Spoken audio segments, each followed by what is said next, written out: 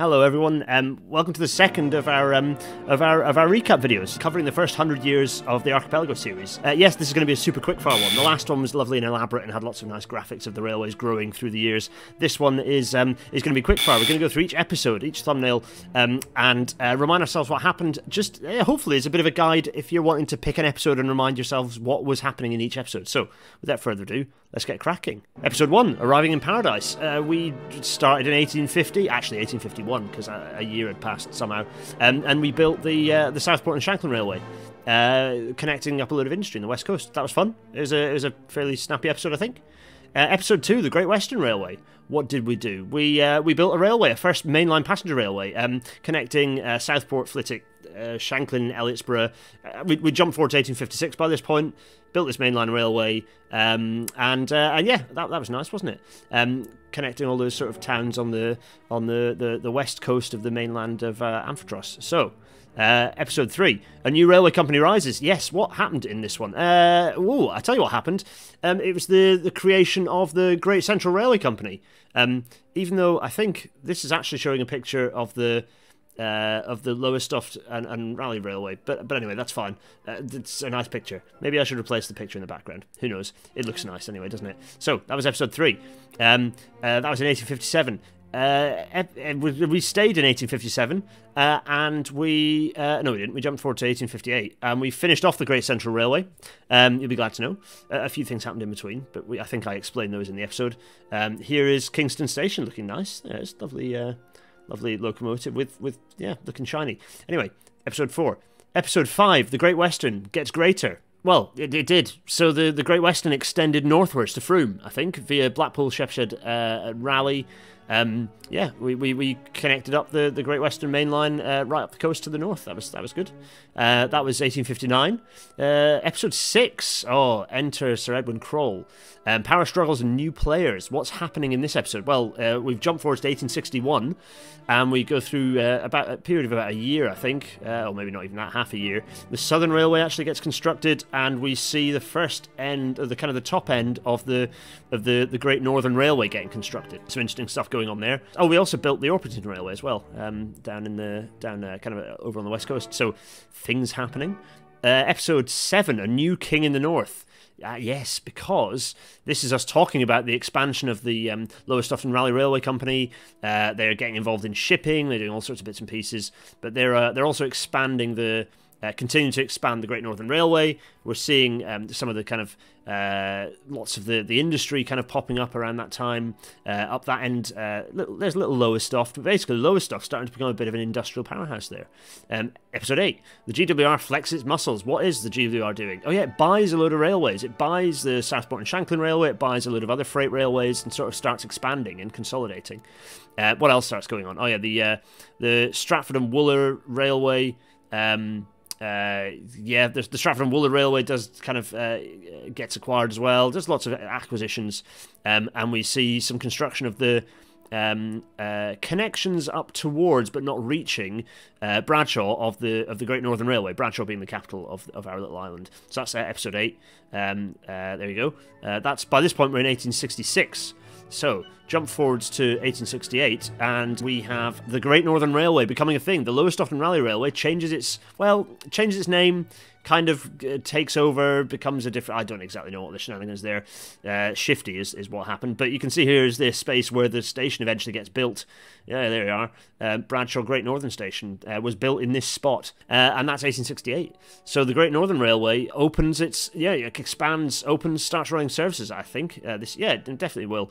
And there's a few bits and pieces going on over in the... We do some things... Oh yeah, that's right. We expand Shanklin Great Western in this episode as well, which is quite fun. I think a lot of you are fans of Shanklin Station. Episode 10, acquisitions and propositions. Oh, what's happening in episode 10? Well, we have so the Great Northern Railway do a few things. They extend to Wakefield Great Northern. They expand Wakefield Great Northern. They build a branch line out to Hartlepool. The Great Central Railway acquires the Kingston and Bradshaw Railway. It acquires the Kingston and Maghull Railway. Kind of lots of acquisitions. Acquire Bradshaw Central, and they start expanding up the east coast. there, and it's basically the dissolution of the Kingston and Bradshaw Railway Company, which had been a thing by this point. Lots of stuff had happened, kind of off episode of that railway, but the Midland Railway Company becomes a thing as well and gobbles up lots of bits of the former Kingston and Bradshaw Railway Company. So you end up with this thing called the Midland Railway Company, yeah, there's a few other things as well, and you end up with this is 1869, 1870. And the Southern Railway Company starts building new things as well, and actually starts building the Southern Main Line on the south coast of our island. So all sorts of things going on. Let's jump forward to episode 11. The Southern Railway stretches westwards. Indeed, so we've already seen that in the last episode that this was expanding, but it's 1871, 1870, 1871, and the Southern Railway, episode 11, the Southern Railway stretches westwards. We see the Southern Railway expand. The Midland Railway Company expands some of its, kind of also starts changing some of its network as well, doing some bits and pieces. Doing some remodelling to make services make more sense. We also see some expansions on the Metropolitan Railway. Bradshaw's kind of Metropolitan Railway starts expanding its system and modifying its system to run more passenger services across its network as well. And we see the Hendon Pier branch line getting constructed. That's nice, isn't it? So, the next episode, episode 12, new lines to Shanklin and Lowestoft. There's little diminutive Shanklin, with its, two fairly sizable stations constructed here. You can see, the Great Central and the Great Western there with its big stations. What happens in this episode? Well, what happens in this episode is that we see there is a new railway called the Corby Extension Railway is constructed to enable direct services between Bradshaw and Shanklin on a faster alignment than was formerly the case. This is the Great Central trying to. So the Great Central connects up to Bury, a kind of a city in the kind of the middle of the East Coast. This was their connection to Bradshaw. There was going to be their kind of flagship main line, having constructed this bit. And also we see the Stratford and Lowestoft Railway getting built, connecting the big city in the middle of the island, Stratford, with Lowestoft in the north. Very nice. So that's episode 12. That was in 1872. Continuing to be in 1872, we hop forwards to episode 13, Bradshaw Harbour and GWR growth. What happens at this point? Well, the Great Western do lots of things. They bulldoze a former branch line to Flitwick. Between Flitwick and Leighton, they expand that the main line. They extend the Great Western main line into Leighton, and they also remodel Shanklin Great Western as well to connect up to the Southern main line. And temporarily, the Southern Main Line starts using Shanklin Great Western Station as well. So then, if we jump to episode 14, Mapping Progress. Well, in this episode, we actually talk about just generally mapping railways, actually. I think we talk a bit about railways in York at the start. I can't exactly remember why. I think it was just talking about how railways looked at this time period. This is 1873. We were talking about how railways looked and how they look different to how railways look now. Remember, this series is partly looking at railway history and how things influence other things. It's partly a way to make your layouts look realistic for the time period, because one of the habits I see a lot of people playing this game is that they build modern railways, like modern railway alignments. And don't get me wrong, I wasn't perfect with some of the alignments I was building early in the series. I got better as it got later on. But anyway, building railways that are actually kind of accurate to the time period. And so we talk a bit about that at the start of this episode. What else happens? We extend through to we expand and muck around with Gisborough Victoria Station. I think we expand into we see railway expansion to kind of into around Ipswich as well. We've got the two new railways being built, the Stratford and Ipswich Junction Railway and the Ipswich and Wakefield Junction Railway, providing a kind of an east-west connection from Stratford across to Wakefield. Let's hop through the next episode, which is episode 15. There's Maghull. Hey, Maghull, another major city in the kind of the middle of the island. Maghull. And it's basically this is 1875, and both Maghull Midland and Maghull Central stations kind of get remodelled, expand. There's expansion of Bridport Midland as well.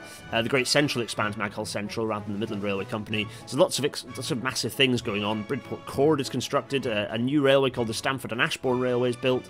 So it's the Midland Railway kind of expanding and consolidating its operations. Indeed. Jump forwards to episode 16. Oh look, we're in the middle of a nice town. That's nice, isn't it? And it's 1876, and we're doing some urban transit takes to the rails. We start seeing some trams being built. In episode 17, Resignaling the Great Northern. There's a nice shot, isn't there? Of the Great Central and the Great Northern crossing over each other just next to Rugeley, I think it is there. What's happening this episode? Well, firstly, it's 1880. We've moved through the decades. It's already 1880, and we're only in episode 17 of 55 episodes. Whoops. What's happening? Well, we see lots of things going on in the Great Northern. Major resignaling happening down from right all the way from Lowestoft south towards Bradshaw, certainly the northern end. We see some expansion of a couple of stations on the Midland network. We see track remodelling happening at Blackpool Junction on the Great Western. Kingston Central expands fairly substantially, or rather, I should say, a new suburban passenger building is added in readiness for an expansion. The expansion hasn't happened yet, folks. The big Kingston expansion hasn't happened yet. And we actually see the kind of the last remnants of the original Leighton branch line in this kind of the southwest getting lifted because the new alignment kind of went through there. So jump forward. So by that point we reach 1882, and then the next episode, and here it is. Look at this. Kingston Station goes big. Look at all this mess of crossings and oh my goodness, it's just you'd think it wouldn't work and it would be a horrible mess, but actually it works remarkably well. Yes, episode 18, Kingston Station goes big, and we spend lots of time just getting that expansion right. Kingston Central, that station expanding from being a 9-track to a 15-track station, and this huge complex station through sending trains north, south, and westwards. So that's quite cool. That's quite good fun. Yeah, so there we go. That's a fun episode. Episode 19, the Chesterfield and Wooler Railway. Well, it does what it says on the tin. The Great Western Railway Company build the Chesterfield and Wooler Railway. They build it connecting Chesterfield and Wooler, funnily enough. And we see some expansion of Hexham Great Northern Station as well, expanding from a little 2-track station to a big 6-track station. So quite some major change at Hexham there. And that's right up in the middle of the north of the island there, the kind of the north coast. And the Great Central Railway Company does some stuff at Paignton Central as well. It kind of expands Paignton Central. Episode 20. What happens in episode 20? Well, not very much in terms of infrastructure, but we're seeing, so by this point it's 1883, and we're seeing lots of changes to rolling stock. Rolling stock is getting faster. It's getting, trains are getting faster, locomotives getting faster, new rolling stock. We see new sheds being built. Lots of train renewal, new trains, new technology, new mechanical engineering technology rather than the civil engineering going on across the island. So that's quite cool. Episode 21, though, well, we're looking to the islands. We're doing some stuff on the islands. So we do some ferry connections. By this point, we're in the mid-1880s, and we see... firstly, we're connecting up the islands. We see the Stratford Southern Railway getting a bit of remodelling on that railway, passing loops added and, to a couple of railways on the kind of lines on the Great Western Railway network. And the Great Central Railway start constructing a major project, which is the Royal Victoria Tunnel. It's a 1.7 mile long tunnel built connecting Kingston and Hendon. Massive bit of work there. And that's quite fun. So we see the beginnings of that. They don't open it, but they certainly kind of, I think the significant amount of the construction happens in this episode. Good fun. Episode 22, the Royal Victoria Tunnel opens. You see here this sort of splitting of the two tracks. One of the lines heading north to Rugeley, the other diving underneath towards Hendon. There, this is just kind of north. What will it be? Northwest of Kingston here, just kind of on the outskirts. I think this has been gobbled up by City by this point, as in by the time we've reached the end of the series. But anyway, we're not at the end of the series. We are in the 1880. This is 1887 at this point that this opens, and a few other things happen here. We see some cords being constructed. We see re-signalling happening. We see expansion of Maghull Midland again. Some remodelling of the kind of the lines around Maghull as well. So a few bits and pieces go on in this episode. Jump forward to episode 23. I do like this shot. In fact, I managed, purely by chance, took this shot, and then there's a black and white photo of a similar looking locomotive doing a similar looking angle with a signal and all sorts. It's quite fun. It's a nice shot. Anyway, look, it's a big long train. Services are speeding up. Episode 23. We find ourselves in the 1890s, in fact, and we see expansion of Wooler Junction Station, which isn't hugely exciting, but we basically it's all about speed. We see services speeding up, new trains, faster trains, new locomotives allowing longer trains to be hauled at higher speeds. It's all very exciting, and it means faster services for passengers. All good stuff. So that's the 1890s. Episode 24, Station Services and Statistics, number 1. A bit of a mouthful there. What are we getting up to? Well, firstly, we're looking at data. We're looking at some of the data that we're picking up as we're seeing this expanding network. You know, by this point, the network's pretty complicated and pretty massive across the island, and we're seeing some of the towns really benefiting from the scale. This is Haverhill here, kind of what is part of Bury City, really. But yeah, the larger parts of Bury Station here. This is a very busy station. It still is now, and yeah, you can see all the trains whizzing back and forth through here. Very busy platforms. So we're starting to understand, well, who's travelling where. How are they travelling? What stations are busy? What stations can be expanded? What services can be expanded? What services can be reduced? The use of data and statistics to starting to shape the way that the train service is provided. And we see some physical stuff going on as well. We see conversion of the old Leighton branch line station into just a goods station. We see expansion of Chesterfield station, Chesterfield Great Northern Station. Quadrupling of sizable sections of the Lowestoft and Raleigh Railway. We see remodelling at Wooler again to improve speeds, and with sort of some alterations at Corby Midland as well. So there's quite a lot of bits and pieces going on. Episode 25, we are fiddling with freight. Here we are up at the massive kind of exchange sidings near Lowestoft. You can see all sorts of freight being hauled. The trains looking a bit knackered, yeah, as they often are. But a big freight area, this one. Lots of freight going in and out. And we just spend a lot of time looking across the island in this episode. It's 1898. We go across the island and we just sort of make sure the freight's all working properly. You know, sometimes you have to just get involved with freight. Why not? Get those goods trains doing what they're supposed to be doing. So that's what we did. Episode 26, new century, new facilities. We've reached the 1900s, everyone. It is 1900. We've gone into the new century. Lots of new railway works open. So we do have some fun kind of building some railway works with multiple sheds and kind of getting involved with some kind of nice looking sheds and bits and pieces. We remodel Haverhill Central. Bury Junction Station is built between Bury and Haverhill.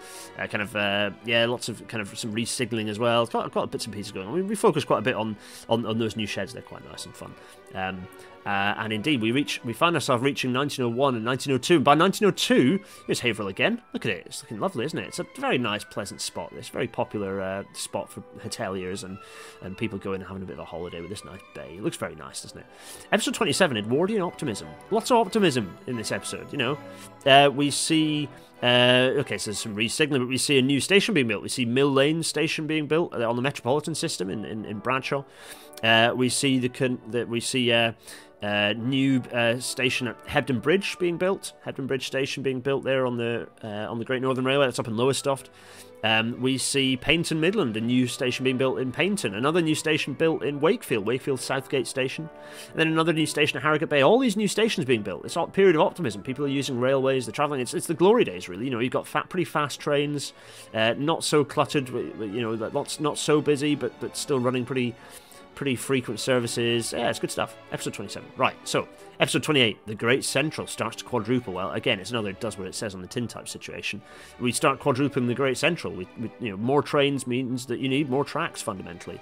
So we see some remodelling of various stations to provide that quadrupling. We see a new station being built at Dawlish Junction, which is connecting into a new station being built there, connecting into a branch line that's actually under construction still at that point. And indeed, so that's 1904. Episode 29, the Dawlish Junction Railway opens. Well, again, the Dawlish Junction Railway opens, as you might hope. And we see lots of bits of kind of track remodelling and cords being built to allow kind of for expansions of services kind of across the island. You know, a hugely complicated web of services running at this point. It's by the end of the episode, it's 1905.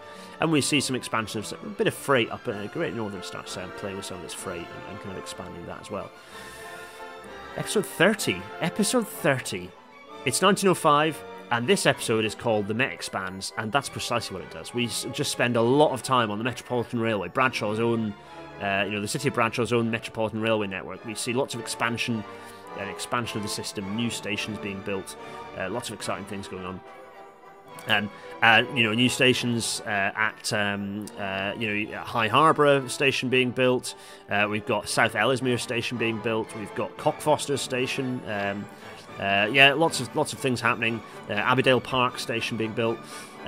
Major expansion of the system in the early 1900s because people want to travel. People are getting better off. They want to travel and do things, leisure, shopping, seeing friends, that sort of stuff. Episode 31, Morecambe gets wise. Well, indeed. Because we have reached, by this point, it's 1906, and the popular holiday town of Morecambe, with its pier, this is pier, out on a little spit of land here, as you can see on our little island, is already served by one railway, but the Great Northern Railway realised that people are wanting to, as people are getting more mobile, they're wanting to travel to popular holiday destinations more and more, and so the Great Western already have a station in the town, but the Great Northern build their own railway, a more expansive double-track railway, providing much more capacity and better connections, both north and south, for the people in Morecambe, and indeed for holiday goers to come to Morecambe, and so they do. And we see quite a bit of freight making the use of this railway line as well, but it's first and foremost for tourists. And we see the beginnings of some new major stations being built elsewhere, but more on that in the next episode, which is episode 32, the South Western Joint Railway, because with the construction in the previous episode of Matlock and Wooler Victoria stations, these two, Matlock Victoria and Wooler Victoria, these two massive, pretty sizable stations here, designed with an eye to the future, we see the construction of the beginnings of the South Western Joint Railway, kind of connecting up through, providing a very fast connection off the Southern Railway up to connect into the Great Northern Railway. So it's a joint railway. Providing, it's a very fast alignment, lots of capacity, and we see this thing snaking northwards, which is exciting. This is 1908 by this point, and indeed staying in 1908, we actually go for a little tour. Episode 33, taking a tour. Here's a nice overview it's a nice aerial view of the archipelago here. You see all sorts going on there. You can see Bradshaw, you can see down one end, you can see Shanklin at the other end, you can see Bury, kind of long thin spit of land with Bury on the peninsula there. All sorts. You can see Kingston with its huge station throw. There's so much to see in this nice aerial footage, but we're getting distracted because that episode we do take a tour. We remodeled Bradshaw Great Northern Station a little bit. We add some extra platforms to deal with this kind of expansion of the Southern Railway Company. We see the sort of remodelling of a few stations as well. We see some bridges being reconstructed actually with new steel trusses to deal with extra traffic. Yeah, lots of good stuff going on. Jump forward to episode 34. Industry gets hungry. So we're now in 1911. In 1911, we see lots of new sort of sidings, expansion of industry, and new railways being built to kind of deal with this expansion of industry right across the island. All sorts of things going on all the rail. The Southern Railway Company, the Great Western Railway Company, the Great Northern Railway Company, getting involved in expanding the freight connections into the cities and towns across our little island. This isn't as quick fire as I was planning it to be, but so what? We're going to get there, folks. So, episode 35, the Rayleigh and Haverhill stations expand. Well, okay. It is now 1912, and that's what it says on the tin. We see a brand new Raleigh Great Northern Station, a new passenger station built in Raleigh, which is an expanding town up in the north. And we see Haverhill station being remodelled, new connections being built, new sidings being built, a new section of railway being built, providing kind of a better connection without requiring a reverse, to provide a railway that runs right the way up the east coast, actually. So we're starting to see a more strategic view now as people are travelling for greater distances. We're seeing more demand for these longer distance services. And the Great Central Railway has to step up to the plate, so that's precisely what it does. It's not got the benefits of the Great Northern that was built as a connecting railway between Lowestoft and Bradshaw. So the Great Central is really competing with the Great Northern Railway and its lines into Lowestoft. And indeed, we jump to episode 36. Here's Hendon, having had its new through lines built.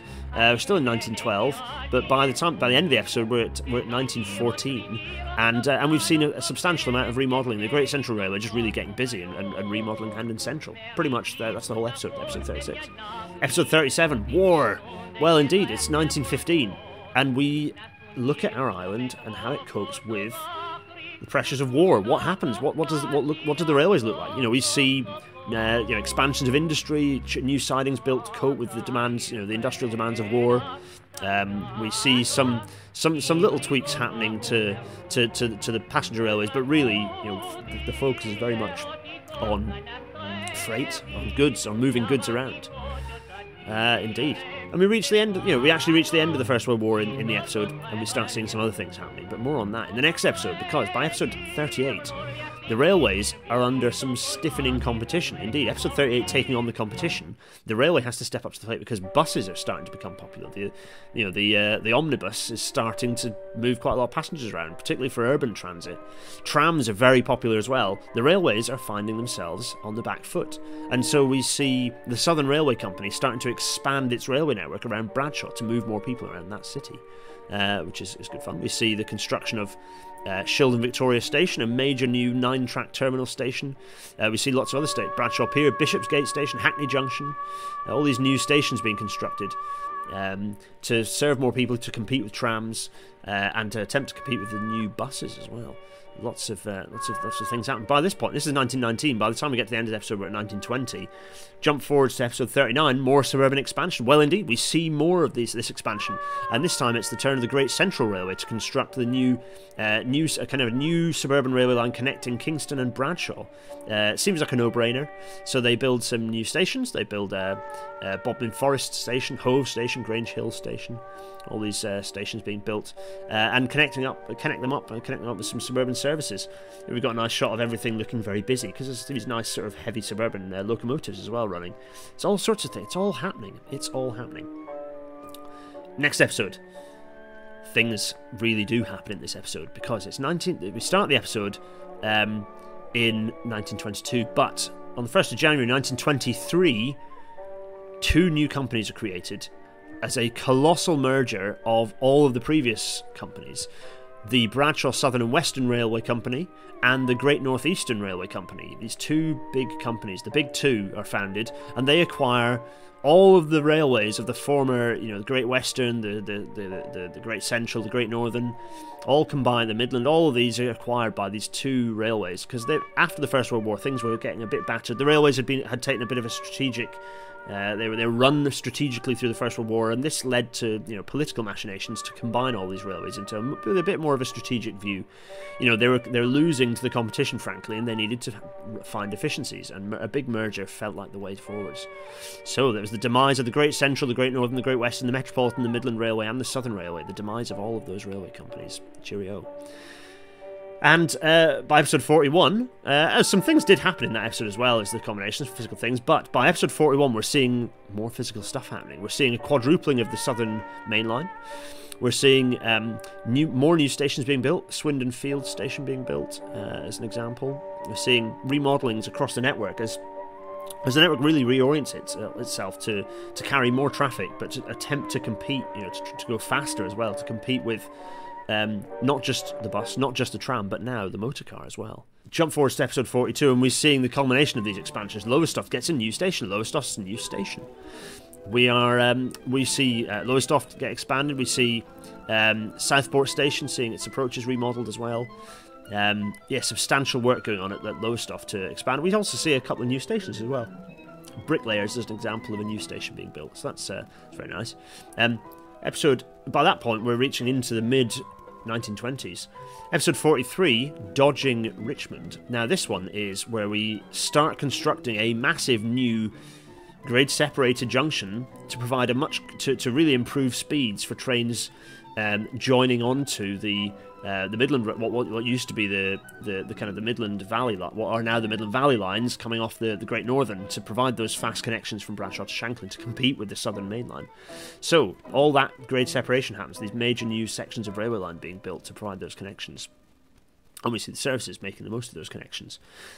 It's 1925, episode 44. In fact, we jump forwards to 1926, because by this point, this episode is called Tármacadam, because by the middle of the 1920s, roads are really starting to compete hard with rail. We're seeing legislation put forward to expand roads. We're seeing council, the authorities being empowered to levy fuel costs and tax fuel to expand the road system. They can raise money to expand and improve roads. So we see lots of new tarmac roads being built, and journey times start dropping for cars, and so the railway has to respond.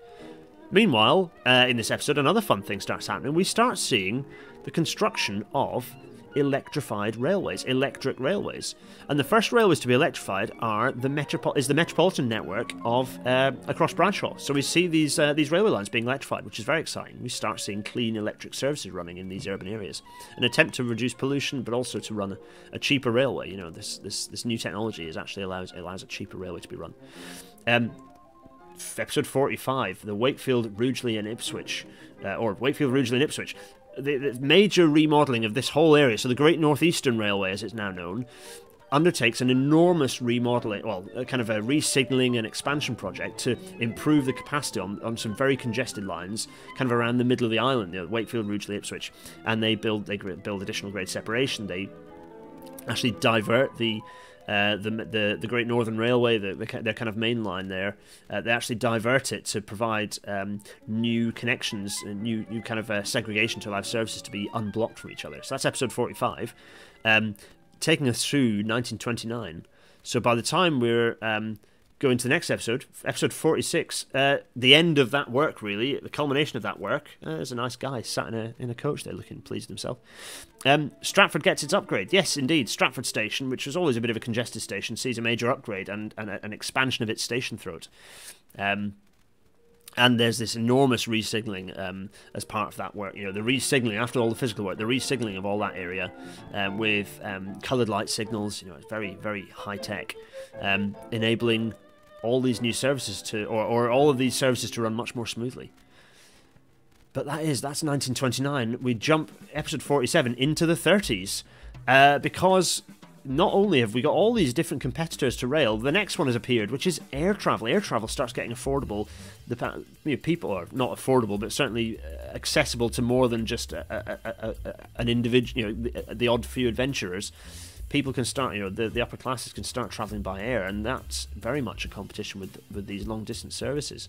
So not only are cars getting faster, but air travel now means that you can connect cities up more quickly. So the Bradshaw Southern and Western Railway respond with remodelings of the Southport and Shanklin Railway over in Shanklin, kind of a lot of work around Shanklin Great Western seeing some remodelling again to split freight and passenger services and unclog things. And we see... canopy. Well, in fact, Shanklin Victoria finally gets station canopies. That's nice, isn't it? So that's lots of things going on, but we see lots of flights starting to appear. Episode 48, and we not only that, but we start seeing more goods traffic hitting the road. Kind of goods longer distance road goods travel across by road starts becoming viable. And yeah, so we see this happening. The Corby West Avoiding Line gets constructed, which is a new flyover being built to kind of help improve flow, actually really to take trains over the top of what is now the kind of the GNR's flagship east-west railway. And so yeah, we see various bits of kind of re-signalling and remodelling to improve speeds on the kind of the main line connecting Bradshaw and Shanklin, owned by the Great North Eastern Railway. It's 1933, and the next episode, episode 49, Stations, Services and Statistics 2, we're looking at data again, and we're understanding and making changes to the rail network based on data. Here's a nice picture here with all that data being recorded. How many trains are running, what information do we need to understand what the service looks like and what we're going to do with it in the future. And that informs us as we go into the next, and realising that we need to boost both ends of the Great Northern, which is what episode 50 is, boosting both ends of the Great Northern.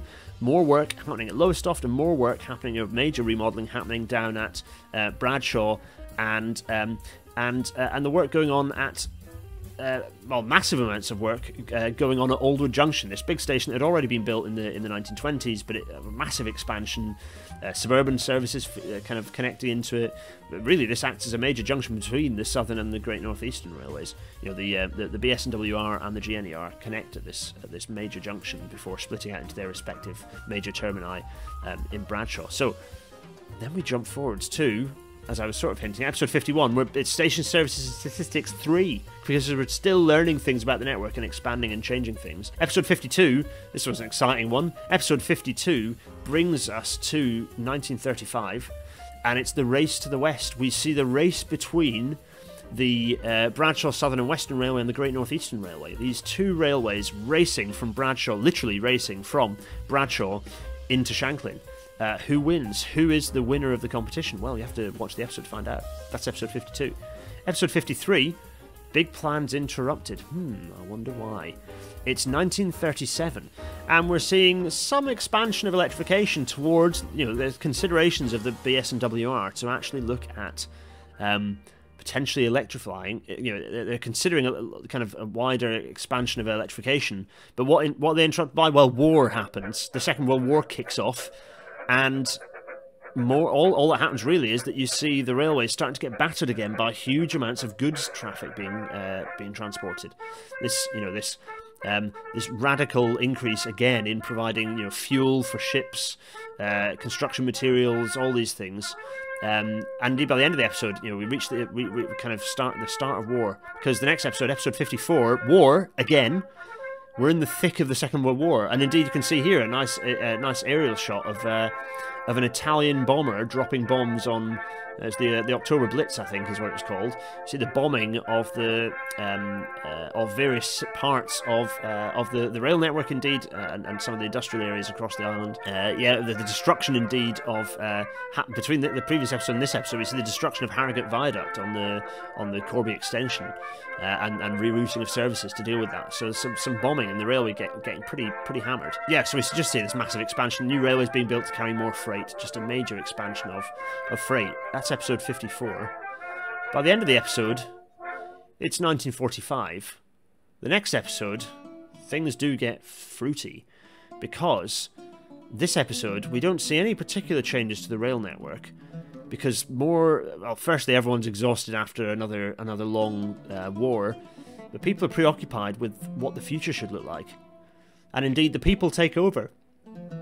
Literally, in terms of taking over the railway, because the railway finds its way into, by the very end of the episode, we're at the eve of the railway being formally taken over by the state.